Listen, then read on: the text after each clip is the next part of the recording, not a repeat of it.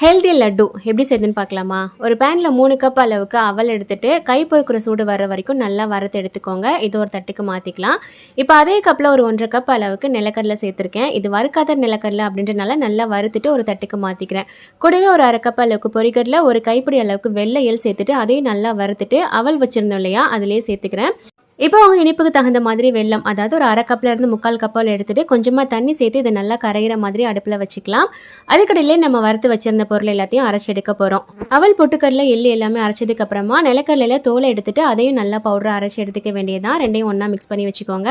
வெள்ளம் இப்போ நல்லா கரைஞ்சி வந்துருச்சு. இது பாகுப்பதம் வரணும்னு அவசியம் இல்லை. ஒரு பெரிய கடாயில் வடிகட்டி சேர்த்துட்டு நம்ம அரைச்சி வச்சிருந்த பவுடரை கொஞ்சம் கொஞ்சமாக சேர்த்து நல்லா மிக்ஸ் பண்ணி விட்டுக்கலாம்.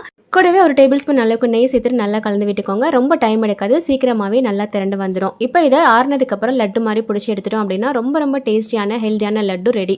ஸ்கூல் போகிற பிள்ளைங்களுக்கு கண்டிப்பாக செஞ்சு கொடுங்க. தேங்க்ஸ் ஃபார் வாட்சிங்.